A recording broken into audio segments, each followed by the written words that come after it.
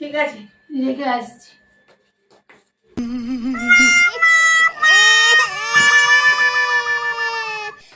কি হলো, মন মরা হয়ে গেলি?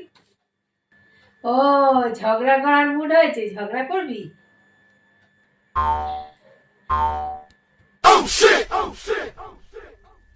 ঠিক আছে, দাঁড়া।